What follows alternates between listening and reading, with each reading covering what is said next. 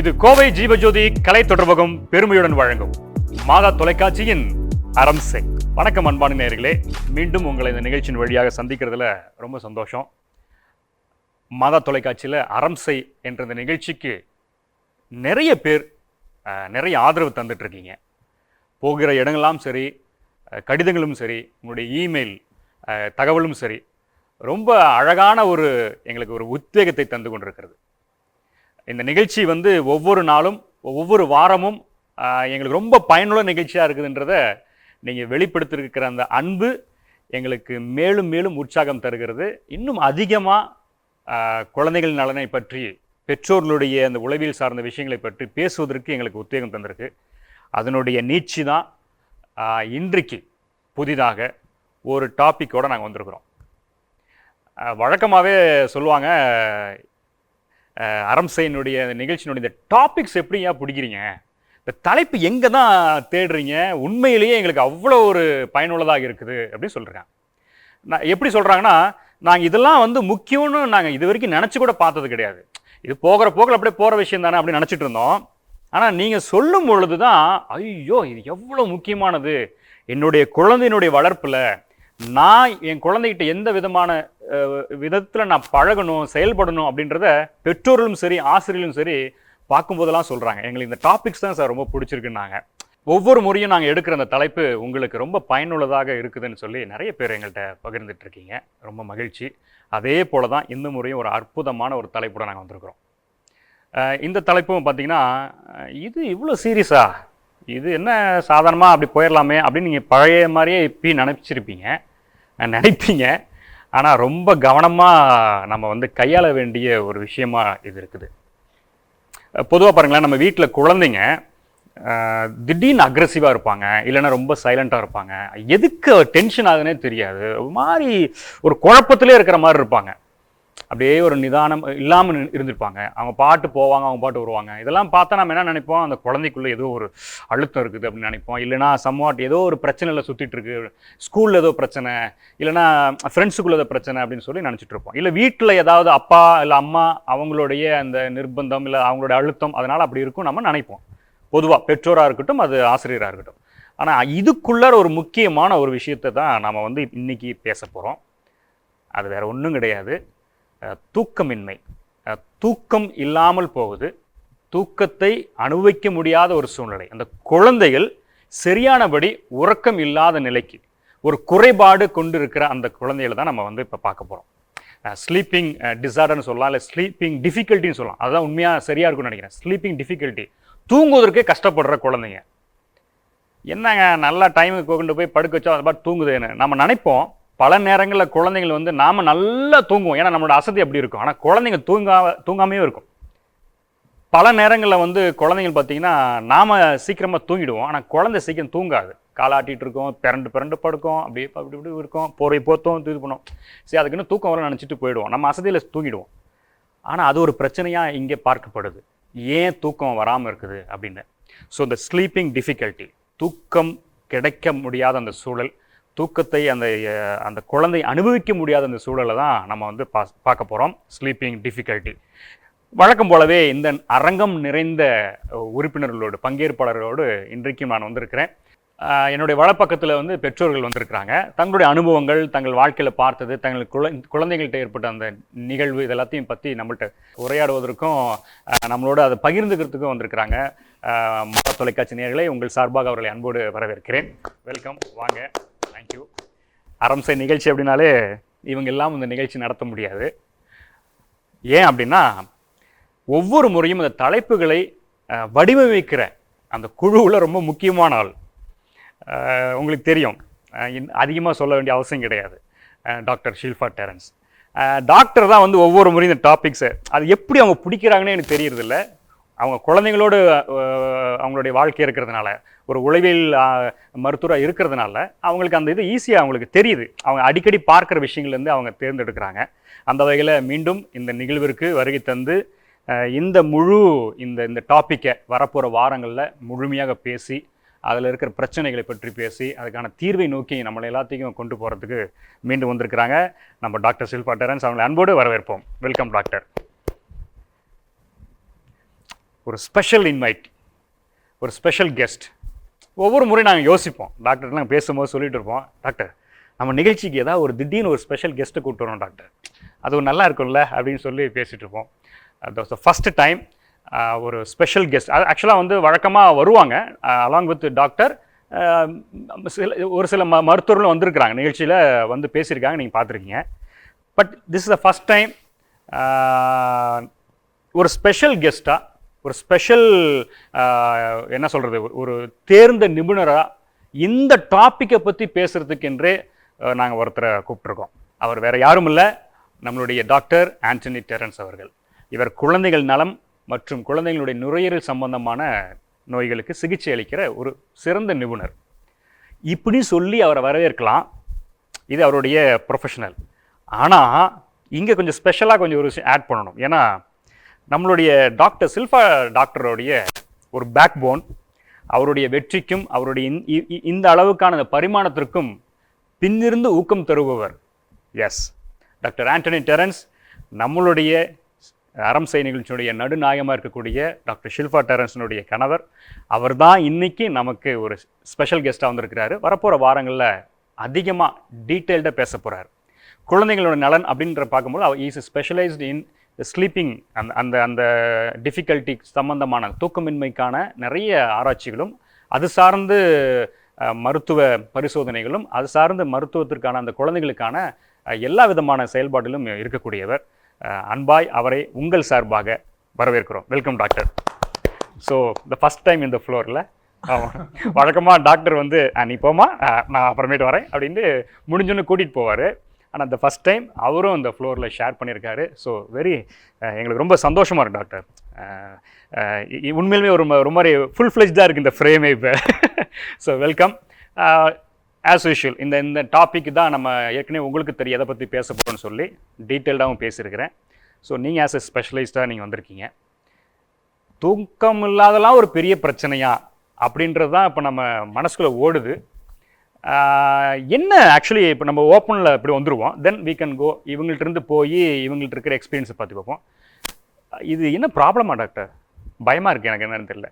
நம்ம தூக்கம் வந்து நம்ம ஆரோக்கியத்துக்கு ஒரு இன்றியமையாத ஒன்று. நம்ம பொதுவாக என்னோடய பேஷண்ட்ஸ் வந்தால் பொதுவாக இந்த சிம்பிளாக இதை சொல்லணும் அப்படின்னு சொல்லும்போது நான் என்ன சொல்லுவேன்னா, ஒரு மொபைல் ஃபோன் எடுத்துக்கோங்க. இந்த மொபைல் ஃபோன் வந்து சரியாக இயங்குறதுக்கு நம்ம சார்ஜ் பண்ணணும். சார்ஜ் பண்ணலைன்னா மொபைல் ஃபோன் சரியாக வேலை செய்யாது. அதே மாதிரி நம்ம உடம்பு இயங்குவதற்கு நம்ம பாடியை சார்ஜ் பண்ணணும்.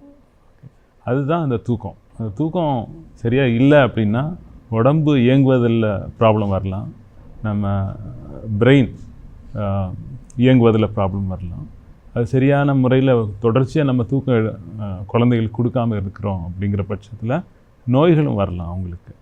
இது நிறைய விதமான நோய்கள் இருக்குது. பொதுவாக வர்ற நோய்கள் என்னென்னு பார்த்திங்கன்னா, முக்கியமான ஹார்மோன், க்ரோத் ஹார்மோன் சொல்லுவோம், குழந்தைக்கு வளர்ச்சிக்கு தேவையான ஹார்மோன், அது தூக்கத்தில் தான் சுரக்குது.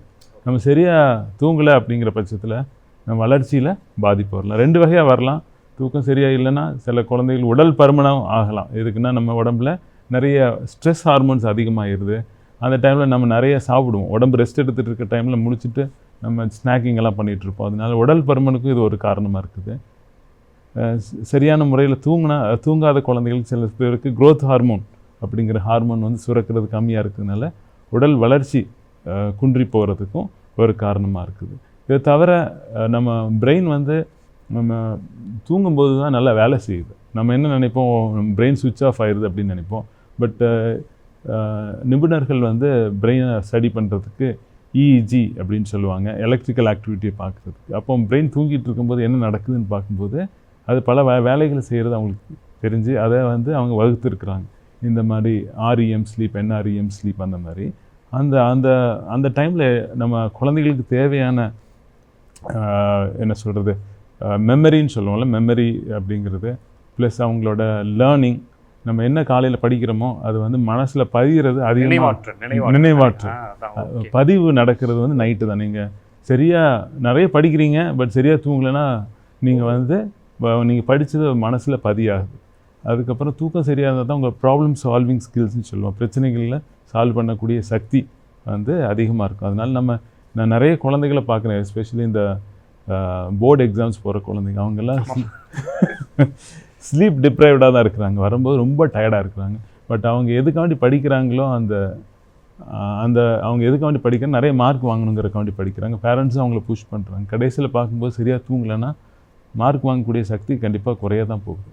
அதனால் குழந்தைகளுக்கு பொதுவாக சொல்கிறது, ஸ்கூலுக்கு போகிற குழந்தைகளுக்கு ஒரு 8லேருந்து 9 மணி நேரம் சரியான தூக்கம் இருந்ததுன்னா அவங்க உடல் நல்லா பெர்ஃபார்ம் பண்ணும்.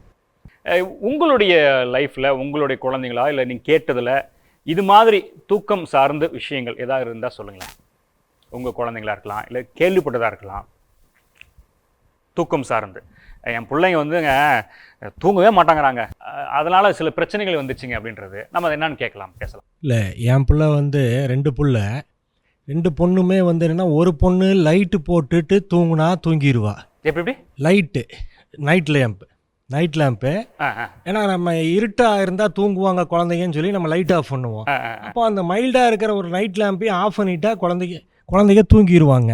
ஆனால் இந்த ஒரு குழந்தை என்ன பண்ணுவா, லைட் ஆஃப் பண்ணோன்னா பயந்து அழுவா, லைட்டு வேணும்பா. அப்போ 2 பேர்த்துக்கும் அது எந்த குழந்தை எப்போ தூங்குதோ அப்போ தான் தூங்க முடியுது. டைமிங் மாறி தூங்க வைக்க வேண்டியது இருக்குது. அந்த ரீசன் வந்து இந்த லைட்னால அப்படி வருது. அப்புறம் மொபைல் ஃபோன் பார்க்காம தூங்குறதே இல்லை, தூங்குற வரையும் ஃபோன் யூஸ் பண்ணுறாங்க குழந்தைங்க நைட்டு. ஸோ அதனால் உங்கள் வீட்டில் இந்த பிரச்சனைகள் இருக்குது, ஃபேஸ் பண்ணுறீங்க. வேறு ஏதாவது இது யார் வேணால் பேசலாம், அப்படி லைனாக வரதெல்லாம் கிடையாது. யாருக்கு தோணுதோ உடனே நீங்கள் பேசலாம். என் பொண்ணு அப்படி தான், நைட் லேட்டாக தூங்குறாங்க, ஆனால் மார்னிங் எந்திரிக்கும் பொழுது லேட் ஆகுது. அது என்ன ப்ராப்ளம்னே தெரில. கேட்டால் எனக்கு தூக்கம் வரலன்னு சொல்லிட்டு இருக்காப்புல. ஒருவேளை இம்யூனிட்டி பவர் கம்மியாக இருக்கிறனால சரியாக சாப்பிட மாட்டா, வெறும் ரச சாதம் மாத்திரம் தான் சாப்பிடுவா. என்ன பொரியல் இல்லை எது இருந்தாலுங்க, ஸ்கூலுக்கே அப்படி ரெகுலராகவே வந்துட்டு ஃபுட்டு வந்து கரெக்டாக எடுத்துக்க மாட்டா. ஃப்ரூட்ஸ்லேயும் கம்மியாக தான் எடுத்துக்குவா, க்ரீன்ஸ் எதுவும் எடுத்துக்க மாட்டா, அப்புறம் எதுவுமே எடுத்துக்க மாட்டா. அதாவது நல்ல நட்ஸ் இந்த மாதிரி கொடுத்தாலுமே சிலது மாத்திரம் தான் சாப்பிடுவா. அந்தளவுக்கு வந்து இம்யூனிட்டி பவர் அவர்கிட்ட கம்மியாக இருக்குது. ஒருவேளை அதனால் வந்துட்டு தூக்கம் சரியாக வரலையோன்னு எங்களுக்கு தெரியல. நைட்டு வந்துட்டு ரொம்ப லேட்டாக படுக்கிறாப்புல. கேட்டால் தூக்கம் வர மாட்டேங்குது, தூக்கம் வரலன்னு சொல்லிகிட்டே இருக்காப்புல. அப்புறம் காலையில் எழுப்பும்பொழுது டயர்டாக இருக்குது எனக்கு அப்படிங்கிறாப்புலைங்க. அதனால் இது என்ன ப்ராப்ளம்னு எங்களால் டைஜஸ்ட் பண்ண முடியல.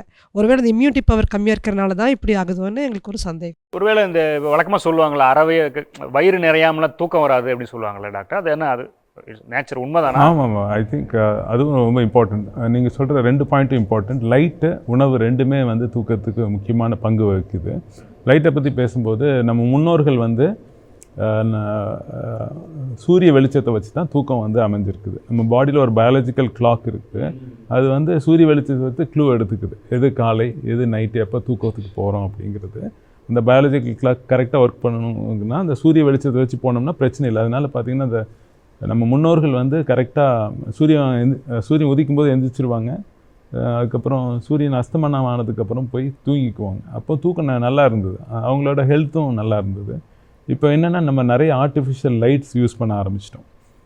முதல்ல வந்து மின்சார விளக்குகள் யூஸ் பண்ணோம், இப்போ வந்து பக்கத்துலேயே நம்ம லைட்டை கொண்டு போய்க்கிறோம். மொபைல் ஃபோன்ஸு, ஸ்க்ரீன்ஸ் எல்லாம் யூஸ் பண்ணி லைட்ஸ், அதனால அது வந்து நம்ம தூக்கத்தை குறைக்கிறதுக்கு ஒரு காரணமாக இருக்குது. அவங்க ஃபஸ்ட்டு சொன்னது வந்து தூங்குறதுக்கு முன்னாடி பார்த்திங்கன்னா 1 மணி நேரத்துக்கு நம்ம வந்து பிரைட்டான லைட்ஸ் எதையும் யூஸ் பண்ணக்கூடாது. அப்போ என்ன ஆகும்னா, பிரைட் லைட்ஸ் யூஸ் பண்ணும்போது நம்ம பிரெயின் வந்து இது பகல் அப்படின்னு நினச்சிக்கும், சரியாக தூங்காது. இன்னொன்று என்ன விஷயம்னா, லைட் கம்மியாகும்போது நம்ம பாடியில் ஒரு ஹார்மோன், தூக்கத்துக்கான ஹார்மோன் ஒன்று இருக்குது, அது எத்தனை பேருக்கு தெரியும்னு தெரியல, மெலட்டோனின்னு சொல்லுவாங்க. அந்த ஹார்மோன் சுரக்கும்போது தான் நம்மளுக்கு தூக்கம் வரும். இப்போ லைட் எக்ஸ்போஸ் ஆகிட்டே இருக்கோம்னா அந்த ஹார்மோன் வந்து நம்ம உடம்புல உற்பத்தி ஆகாது, அந்த டைமில் உற்பத்தியாகி சுரக்காது. அப்போ வந்து தூக்கத்தில் ப்ராப்ளம் வரலாம், மெலட்டோனின் சரியாக சுரக்காமல் இருக்கிறதுனால. அவங்க இன்னொரு விஷயம் என்ன சொன்னாங்கன்னா, குழந்தைகளுக்கு ஒரு மனசில் எப்பவுமே ஒரு பயம் இருக்கும். சில குழந்தைக்கு ஆன்சைட்டின்னு சொல்லுவோம். பயத்தன்மை இருக்கும்போது அட்லீஸ்ட் அவங்களுக்கு கொஞ்சம் லைட்டு தேவைப்படும். ஓகே, அந்த லைட் வந்து டிம் லைட்டாக இருந்தால் ஒன்றும் பிரச்சனை இல்லை, அவங்களுக்கு வந்து ஒரு செக்யூர் ஃபீலிங் ஏற்படணும். அப்போ நம்ம தூங்குறதுக்கு அது ரொம்ப இம்பார்ட்டன்ட். நீங்கள் பெரிய பிரச்சனைகளோடு போய் தூங்க முடியாது. ஓகே, அதனால் நீங்கள் எப்பவுமே தூங்கணுன்னா ஸ்ட்ரெஸ் இல்லாமல் இருந்தால் தான் தூங்க முடியும். அப்போ அந்த குழந்தைக்கு ஒரு பயம், இருட்டுனா ஒரு பயம் இருந்ததுன்னா அது ஒரு ஸ்ட்ரெஸ் ஆகிடுது, ஸ்ட்ரெஸ் ஃபேக்டர், அந்த ஸ்ட்ரெஸ்னால தூங்காமல் இருக்குது. இன்னொரு குழந்தை வந்து நல்லா தூங்கிக்குது, அவங்களுக்கு இருட்டுனா ஒன்றும் பிரச்சனை இல்லை. அவங்க ஒரு பாயிண்ட்டை சொன்னாங்க. அவங்க குழந்தையோட வயசு என்ன இப்போ? 13. எதுனா தூக்கத்தில் மாறுபாடு இருக்குது குழந்தைகளோட வயசுக்கு ஏற்ற மாதிரி. ஓகே, அதுக்கு நம்ம பயாலஜிக்கல் கிளாக் வந்து டைம் செட் பண்ணும், எத்தனை மணிக்கு தூக்கத்தை ஆரம்பிக்கிறது, எப்போ எழும்புறது அப்படின்ட்டு. இப்போ விடலை பருவம் வருது, இப்போது டீனேஜர்ஸ்க்கு வந்து தூக்கத்தோட செட் பாயிண்ட் வந்து லேட்டாக போயிடும். நார்மல் ஸ்கூலுக்கு போகிற குழந்தைங்க 9 மணிக்கு தூங்கினாங்கன்னா அவங்க வந்து பார்த்திங்கன்னா, எங்கள் வீட்டிலே 2 குழந்தைங்க இருக்காங்க. ஒருத்தன் வந்து 5ஆவது படிக்கிறான், ஒருத்தன் வந்து 11ஆவது படிக்கிறான். 5ஆவது படிக்கிற பையன் 9 மணிக்கு தூக்கத்துக்கு போயிடுவான். அதே இது 11ஆவது படிக்கிற பையன் 10:30க்கு தான் தூக்கத்துக்கு. இது நேச்சுரல் நடக்கிற ப்ராசஸ் ஆக்சுவலி. அதனால இந்த விடலை பருவத்தில் வந்து தூக்கத்தோட செட் பாயிண்ட் கொஞ்சம் லேட் ஆகும், 10-10:30 ஆகும். அவங்க எந்திரிக்கிறதும் அதுக்கேற்ற மாதிரி லேட் ஆகும். இப்போ நீங்கள் பார்த்துக்கோங்க, 10:30 மணிக்கு தூங்குறான்னா அது 8 மணி நேரம் தூங்குவாங்க குறைஞ்சது. அப்படின்னா அவங்க 6:30 மணி 7 மணி ஆகும். இதில் ஒரு இம்பார்ட்டன்ட் பாயிண்ட் இருக்குது. இது நிறைய ஸ்கூல்ஸ் வந்து இதை அண்டர்ஸ்டாண்ட் பண்ணுறது இல்லை. இப்போ ஸ்கூல் பஸ் வந்து 6:30 மணிக்கே வந்து நிற்கும், 6:30 மணிக்கு வந்து நிற்கும். இந்த மாதிரி குழந்தைங்க தூக்கத்திலே எந்திரிக்கும் போது நம்ம ஃப்ரெஷ்ஷாக எந்திரிக்கணும். தூக்கத்திலே எந்திரிச்சு ஸ்கூலுக்கு போகும்போது அவங்க சாதிக்கணும்னு நினைக்கிறாங்களோ, அந்த ஸ்கூல் குழந்தைகள் நல்லா படிக்க வைக்கணும்னு நினைக்கிறாங்களோ, அது நடக்காது. எதுக்குன்னா அவங்களோட கான்சன்ட்ரேஷன் வந்து கம்மியாக இருக்கும். காலையில் வந்து கான்சன்ட்ரேஷன் கம்மியாக இருக்கும். இந்த மாதிரி குழந்தைங்க வந்து சரியாக படிக்க முடியாது. அதனால் நான் ஜென்ரலாக என்ன அட்வைஸ் பண்ணுவேன்னா, பெஸ்ட்டு ஸ்கூல் என்ன, உங்கள் வீட்டு பக்கத்தில் இருக்க ஸ்கூலு. நீங்கள் வந்து குழந்தை வந்து 8 மணிக்கு ஸ்கூலுக்கு போகிற மாதிரி இருந்ததுன்னா ரொம்ப கம்ஃபர்டபுளாக இருக்கும், படிப்புக்கு வசதியாகவும் இருக்கும். அதனால் எஸ்பெஷலி இந்த 10th-லேருந்து 12th படிக்கிற குழந்தைங்க வந்து ஸ்கூல் ரொம்ப தூரமாக போகிறனால பஸ்ஸஸ் ஏர்லியாக வரனால பிரச்சனை. இப்போ அமெரிக்காவில் லெஜிஸ்லேஷனே கொண்டு வந்துட்டாங்க, 8:30 மணிக்கு முன்னாடி ஸ்கூல் ஆரம்பிக்கக்கூடாது அப்படின்ட்டு சில ஸ்டேட்ஸில். அதனால் அது ரொம்ப இம்பார்ட்டன்ட். அதனால் ஸ்கூலுக்கு அனுப்பும்போது நம்ம பக்கத்துலேயே எந்த ஸ்கூல் நல்லா இருக்குதுன்னு பார்த்து அனுப்புறது தூக்கத்துக்கு நல்லது. உண்மைதான். அந்த இது ஒரு சரியான செய்தியாக இருக்குன்னு நினைக்கிறேன் நான். நேயர்களுக்குல நல்லா, அதாவது பக்கத்தில் இருக்கிற ஸ்கூலை விட்டுறது, ஆனால் ரொம்ப லாங், அது பெஸ்ட்டு ஸ்கூல், இது பெஸ்ட்டு ஸ்கூல்னு சொல்லி ஒரு 20-30 கிலோமீட்டர்ஸ் ஃபார் அவே அப்படின்ற மாதிரிலாம் ஃபிக்ஸ் பண்ணுறதுனால நம்ம குழந்தைங்கள நம்ம எழுப்புறதெல்லாம் இல்லையே, அள்ளியில் தூக்கி போடுறோம். அப்படியே நைட்டே ப்ரிப்பேர் பண்ணி வச்சிடுறது, காலை சாக்ஸ் ஷூ மட்டும் போட்டுவிட்டு அப்படியே தூக்கிட்டு போய் பஸ்ஸில் விட்றோம். சொல்லுங்கம்மா, நீங்கள் உங்களுடைய சொல்லுங்கள், இந்த தூக்கம் சார் இப்போ அவங்க ஷேர் பண்ணாங்க, சொல்லுங்கள். எங்கள் பாப்பா அப்படிதாங்க சார். நைட்டு இவங்க லைட்டு போட்டால் தூங்குவாங்க. எங்கள் பாப்பாவுக்கு பெட்ரூம் லைட்டு கூட போடக்கூடாது, அது ஃபுல்லாக ஆஃப் பண்ணி அந்த இருட்டில் இருந்தால் தான் அவள் தூங்குவாள். ஆனால் எனக்கு அந்த பெட்ரூம் லைட் இல்லைன்னா எனக்கு ஒரு பயம் வந்து, இது பெரிய பிரச்சனை தான் இது. ஆமாம், அவள் அந்த ஃபுல்லாகவே ஆஃப் பண்ணி அந்த கருகும்முன்னு இருந்தால் அந்த இதில் மட்டும்தான் சின்னவ தூங்குவாள். பெரியவ அதுக்கு ஆப்போசிட். அவள் பெரியவ தான் இப்போ ப்ராப்ளம் எங்களுக்கு. அவள் அப்படி தான், நைட்டு 1 மணி ஆனாலும் எவ்வளோ நேரம்னாலும் முழிச்சிருப்பாள், தெளிவாக இருப்பாள் நைட்டில். ஆனால் மார்னிங் எந்திரிக்கிறதுக்கு லேட் ஆகும். அது என்ன, நானும் எவ்வளோ அடித்து கூட பார்த்தாச்சு, இவ்வளோ நேரம் முழிக்காத நாங்களாம் தூங்கிட்டுப்போம். இல்லைம்மா எனக்கு ப்ராஜெக்ட் இருக்குது, நான் செய்கிறேன்னு அந்த 6 மணிலேருந்து 8 மணி வரைக்கும். 5th இல்லை, பெரிய பொண்ணு, பெரியவ 5th, சின்னவ 2nd ஸ்டாண்டர்ட் படிக்கிற பொண்ணு 1 மணி வரைக்கும் ப்ராஜெக்ட் 1 மணி வரைக்கும் அவள் நான் அதை பண்ணணும் இதை பண்ணணும்னு சொல்லி டைம் வேஸ்ட் பண்ணிடுவாள். ஆனால் அந்த மற்ற நேரம்லாம் விளையாடுவாள். நைட்டு கூட எங்கள் வீட்டில் சண்டை தான். டியூஷன் போயிட்டு 7:30 மணிக்கு வந்தாங்க, அந்த 1/2 மணி நேரம் நான் விளையாடணும், நான் ஸ்கூல்லையும் படிச்சுட்டு வரேன், இங்கே வந்து டியூஷனுக்கும் போயிடுறேன், இப்போ வந்து என்னை 1/2 மணி நேரம் கூட விளையாட விட மாட்டேங்கிறீங்கன்னு சொல்லிட்டு சண்டை போட்டேன். சரி விளையாடிட்டு வந்து பண்ணுன்னு சொன்னால், அந்த விளையாடி முடித்து சாப்பிட்டு கொஞ்சம் நேரம் டிவி பார்த்துட்டு 10 மணிக்கு ப்ராஜெக்ட் பண்ணுறேன்னு ஆரம்பித்தா. நைட்டு 11:30 வரைக்கும் பண்ணான். ஏன் இவ்வளோ நேரம் அந்த விளையாட்டு நேரத்தை நீ பண்ணியிருக்கலாம்லன்னு கேட்டால், இல்லை நான் அப்போ ஃப்ரீ வேண்டாமா, நான் விளையாடணும், அந்த விளையாடி முடிச்சுட்டு நான் தான் முழிக்கிறேன்ல, நீங்கள் தூங்குங்க, நான் எவ்வளோ நேரம்னாலும் முழிச்சிட்டு பண்ணிட்டு படுத்துக்கிறேன்னு சொல்லி 11:30 வரைக்கும் முழிச்சிட்டு இருந்தான். அதுக்கு திட்டிட்டு நான் நைட்டு கூட ப்ராப்ளம் வீட்டில்.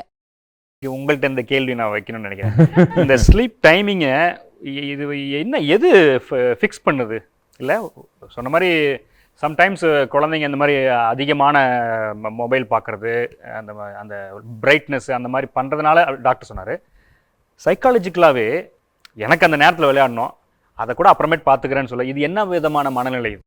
இப்போன்னு இல்லைங்க மேம், சின்னதுலேருந்தே அவள் அப்படி தான் இருக்கான். ஒரு 5th ஸ்டாண்டர்ட் கிடையாது, எல்கேஜிலேருந்தே அப்படி தான். ஒருவேளை அவங்க அப்பா அப்படி இருப்பார், அதனால அவளுக்கு அப்படி இருக்கா என்னன்னு எங்களுக்கு தெரியல. அவரு மெடிக்கல் ஷாப்பு, அதனால அப்படி இருக்காளா என்னன்னு எனக்கு தெரியல. ஐ திங்க் பேரண்ட்ஸ் வந்து இப்போ ரொம்ப ப்ரெஷர் போடுறோன்னு நினைக்கிறேன் குழந்தைகளுக்கு. ஸ்கூலும் ரொம்ப ப்ரெஷர் போடுது. இப்போ பார்த்தீங்கன்னா, இப்போ குழந்தை யாரும் நம்ம எல்லாம் படிக்கும்போது 5 மணிக்கு ஸ்கூல் முடிஞ்சதுன்னா 1 மணி நேரம் விளையாண்டுட்டு வீட்டுக்கு போகும். இப்போ மேக்ஸிமம் வீட்டில் என்ன நடக்குதுன்னா, 5 மணி ஸ்கூல் முடிஞ்சவொடனே 8 மணி வரைக்கும் டியூஷன். 8 மணி வரைக்கும் டியூஷன், அதுக்கப்புறம் அவங்க வந்து திருப்பி அவங்க ஹோம்ஒர்க்கு பண்ணணும். அதனால அந்த ஸ்கூல் லோடு இருக்குதுல்ல, அந்த எஜுகேஷனால் வர்ற அவங்களுக்கு லோடு அது நிறைய டைம் கன்சியூம் பண்ணிடுது. அதுக்கப்புறம் இந்த மொபைல் ஃபோன் அடுத்தது. அவங்க ஒரு மணி நேரம் மொபைல் ஃபோன் இல்லை 1.5 மணி நேரம் டெய்லி மொபைல் ஃபோன் யூஸ் பண்ணால் தான் அந்த நாள் கம்ப்ளீட்டாக இருக்கிற மாதிரி இருக்குது. அதுவும் அந்த டைம் எடுத்துருது. அதுக்கப்புறம் ஹோம்ஒர்க் பண்ணும்போது 11:30 ஆயிடுது. அதனால பேரண்ட்ஸ் சைட்லேருந்து நம்ம பார்க்கணும், இந்த அவங்களோட எஜுகேஷனுங்கிறத ஸ்கூலோடு நிறுத்திக்கணும். டியூஷன் வைக்கலாம், பட் ரொம்ப எக்ஸசிவாக இப்போ குழந்தைய வந்து 5 மணிலேருந்து 8 மணி வரைக்கும் டியூஷன் போகிறதுலாம் கொஞ்சம் அதிகம்தான். ப்ராப்ளி 1 மணி நேரம்னா ஓகே. அண்ட் அதர் சைடு பார்க்கும்போது குழந்தைகிட்ட நம்ம என்ன எதிர்பார்க்கணும்னா அவங்கள வந்து நிறைய மொபைல் ஃபோனை கொடுத்து நம்ம பிஸியாக இருக்குங்கிறக்காண்டி அவங்ககிட்ட மொபைல் ஃபோனை கொடுத்து இல்லை அவங்களே கேட்குறாங்க கொஞ்சம் ரிலாக்ஸ் பண்ணணுமே நம்ம அப்படின்ற கொஞ்சம் ரிலாக்ஸ் பண்ண டைம் கொடுங்கன்றாங்க. அவங்களோட இன்னொரு பாயிண்ட் அப்படின்னு சொன்னீங்கன்னா, பாருங்க 5th ஸ்டாண்டர்ட் குழந்தை இல்லைங்களா, மேக்ஸிமம் என்ன ஒரு 10 இயர்ஸ் இருக்கும் அந்த குழந்தைக்கு. ஸோ அந்த 10 இயர்ஸ் அந்த குழந்தைக்கு இப்போ நம்ம ஒரு ப்ராஜெக்ட் ஒர்க் அப்படின்னு ஸ்கூல்லேருந்து வந்துச்சுன்னா கண்டிப்பாக ப்ராஜெக்ட் ஒர்க் ஒரு நாளில் பண்ணணும்னு சொல்ல மாட்டாங்க. ப்ராஜெக்ட் ஒர்க்குங்கிறது கண்டிப்பாக ஒரு 3 days or 4 days கொடுத்துருப்பாங்க. ஸோ வாட் ஹேப்பன்ஸ் இஸ், இந்த குழந்தைங்களுக்கு, இந்த வயசு குழந்தைங்களுக்கு நார்மலாக எந்த வயசு பெரிய பசங்களே சரி, அவங்களுக்கு அந்த ஒரு ரூட்டீன், எங்களுக்கு இந்த டைம் இவ்வளோ டைம் எடுக்கும், எனக்கு இவ்வளோ நேரம் எடுக்கும், நான் இதை பண்ணணும் அப்படிங்கிறது அவங்களுக்கு ஸ்ட்ரைக் ஆகாது. ஸோ லாஸ்ட் டே வரைக்கும் விடுவாங்க. இப்போ நம்ம நைட்டு 11:30 மணி வரைக்கும் உட்காந்து ஏன் ப்ராஜெக்ட் பண்ணுவானே, 4 நாள் முன்னாடியே கொடுத்துருக்காங்க இல்லையா, அப்போ நம்ம கொஞ்சம் கொஞ்சமாக பண்ணியிருக்கணும். இல்லைன்னா வீக்கெண்ட் உட்காந்து நம்ம பண்ணியிருக்கணும். 11:30 மணி வரைக்கும் நைட் அன்னைக்கு உட்காந்து நெக்ஸ்ட் டே கம்ப்ளீட் பண்ணுற அளவுக்கு நம்ம தூக்கத்தை கெட்டுட்டு நம்ம பண்ணணும்னு அவசியம் இல்லை இல்லைங்களா. பட் அவங்களோட ரூட்டீன் என்னென்னா, அவங்களுக்கு அதை யோசித்து அதை அண்டர்ஸ்டாண்ட் பண்ணி அவங்கள அதை முன்கூட்டி பண்ணுறதுக்கு அவங்களுக்கு அந்த தன்மை இல்லை. 1. ஸோ நம்ம அவங்களுக்கு ஒரு சப்போர்ட் பண்ணி, சரி நமக்கு இந்த வீக்கெண்ட் இந்த ஹோம்ஒர்க் வந்திருக்குது, கொஞ்சம் கொஞ்சமாக நம்ம உட்காந்து பண்ணலாம். 2வது, நம்ம டியூஷன் அப்படின்னு நம்ம நிறைய டைம் அனுப்புகிறோங்கிறது என்ன பண்ணுறாங்கன்னா, அங்கே ஐதர் ஹோம்ஒர்க் பண்ண மாட்டேங்கிறாங்க. எனக்கு தெரிஞ்சு நிறைய டியூஷனில் ஸ்கூல் ஹோம்ஒர்க் அங்கே பண்ணுறதே இல்லை. அங்கே உட்காந்து படிக்க தான் வைக்கிறாங்க, எழுதுறதும் செய்கிறது இல்லை. படிக்கிறதோட ஃபஸ்ட்டு டெக்னிக்குங்கிறது எழுதுறது தான். படிச்சுட்டு எழுதணும். நிறைய குழந்தைங்க இப்போ எழுதுறதே இல்லை, படிக்கிற மட்டும் செய்கிறாங்க, மக்கு பண்ணுறாங்க, புரியாமல் படிக்கிறாங்க, அதுக்கப்புறம் மறந்து போயிடுறாங்க, ஹோம்ஒர்க்கே செய்கிறது இல்லை. அப்புறம் ஸோ அப்படி இருக்கும்போது அவங்க அந்த ஒரு அந்த மோஸ்ட் இம்பார்ட்டன்ட் டைம், அந்த ஒரு நல்ல ஒரு 2 மணி நேரம் 1.5 மணி நேரம்ங்கிறது அவங்க ஹோம்ஒர்க்கும் பண்ணுறது இல்லை, மக்கப் தான் பண்ணுறாங்க, ப்ராஜெக்டும் பண்ணுறது இல்லை. அதுக்கப்புறம் வீட்டுக்கு வந்து திருப்பி 11 மணி வரைக்கும் உட்கார வைக்கிற அவசியம் இல்லை இல்லைங்களா. It's not necessary. நம்ம கரெக்டாக அந்த பிளானிங் பண்ணாதான் அந்த குழந்தைங்களுக்கு அந்தந்த டைமுக்கு அந்த பண்ணணும். ரொம்ப நேரம் உட்கார அவசியமே இல்லை. ஹோம்ஒர்க்குங்க ஒரு 2 கொஸ்டின்னா ½ an hour or 1 hour உட்கார்ந்தா போதும். பட் ப்ராப்ளம்ங்கிறது பிளானிங். இந்த பிளானிங்கிறது ஆஸ் அ பேரண்ட் நம்ம தான் அவங்களுக்கு பண்ணணும். ஏன்னா அவங்களோட தன்மைங்கிறது பண்ண முடியாது. நிறைய பேசுவாங்க, அது இது நல்லா சொல்லுவாங்க, ஆனால் அவங்களுக்கு ஒரு 2 கொஸ்டினுக்கு எனக்கு 1/2 மணி நேரம் எடுக்குங்கிறது அவங்களுக்கு தெரியாது. It is not possible. Ma'am நாங்கள் சொல்கிறது இல்லை, நான் இன்னைக்கு சண்டே பண்ணிக்கலான்னு தான் சொன்னேன். அவளுக்கு மண்டே தான் அது கொடுக்கணும். ஆனால் அவள் வந்து அந்த தூக்கத்தை தள்ளி போடுறதுக்கு வேண்டி இந்த இதை நான் ப்ராஜெக்ட் பண்ணுறேன், ஒரு ஆக்குபை பண்ணிக்கிறேன் அப்படியே அந்த 1 மணி வரைக்கும். அது வந்து இன்னைக்கு வந்து ப்ராஜெக்ட், நாளைக்கு வேற, வேற, நாளைக்கு இன்னொரு நாளைக்கு இன்னொரு வேற அப்படின்னு அவங்க ஒரு அதே மாதிரி நம்ம மற்ற நாளெல்லாம் எடுத்து வைக்க சொல்லும்போது எதுவும் எடுக்க மாட்டான். அந்த தூங்குன்னு நம்ம போய் சொல்லும் போது தான், இல்லை நான் இதெல்லாம் இன்னைக்கு எடுத்து வச்சிருந்தேன், இன்னைக்கு எல்லாம் க்ளீன் பண்ணிட்டு நான் படுத்துக்கிறேன், நீங்கள் வேணால் படுத்துக்கங்க, நான் மெதுவாக படுத்துக்கிறேன் எனக்கு தூக்கம் வரும்போதுன்னு அவளாக அந்த டைமை தள்ளி போட்டு அந்த 11:30 மணி 12 மணி, சில டைம் 1 மணி கூட ஆகும். அவங்க அப்பா 12:30 வருவார், மெடிக்கல் இது பண்ணிவிட்டு அது வரைக்கும் முழிச்சிருந்து நான் பார்த்துட்டு படுத்துக்கிறேன், நான் வேணால் கதவை திறந்துக்கிறேன், நீங்கள் தூங்கிக்கிங்கன்னு அவளாக தள்ளி போட்டுக்கிறது தான். இதில் அடித்து ரொம்ப நம்ம இது பண்ணோம்னா அதுலேயும் அவளுக்கு ஒரு ஏதாவது ஒரு சங்கடப்பட்டுருவாளோ வச்சிருவாளோ, பெரிய பொண்ணு ஆகிறான்ட்டு நம்ம மிரட்டாமல் இருக்கிறது, அதுவும் அவளுக்கு ஒரு ப்ளஸ் பாயிண்ட்டாக போய் அவள் 1 மணி ஆனாலும் முழிச்சிட்ருக்கா. மார்னிங் ஆனால் நம்ம எழுப்பாமல் இருந்தோம்னா எவ்வளோ நேரம்னாலும் தூங்குவாங்க. நைட்டு 1 மணிக்கு தூங்கினா மறுபடியும் 1 மணிக்கு நம்ம எழுப்பாத வரைக்கும் தூங்கிக்கிட்டே இருப்பாங்க. இல்லை எங்காவது போகணும் எந்திரினா சடனாக எழுந்திரிச்சிருவாங்க. எங்காவது வெளியே கூட்டிகிட்டு போகணுன்னா அந்த 6 மணியாக இருந்தாலும் நைட் 1 மணிக்கு தூங்கி அந்த 1 மணி அந்த 6 மணிக்கு எந்திரிச்சு ஸ்கூலுக்கு போகிறதுக்கு மட்டும்தான் எந்திரிக்க மாட்டேங்கிறாங்க. அன்பான நேயர்களே, மீண்டும் உங்களை நாங்கள் சந்திக்கிறோம். அதுவரை உங்களிடமிருந்து நாங்கள் விடைபெறுகிறோம். இது கோவை ஜீவஜோதி கலை தொடர்பகம் பெருமையுடன் வழங்கும் மாதா தொலைக்காட்சியின் அறம் செய். மீண்டும் சந்திப்போம். நன்றி, வணக்கம்.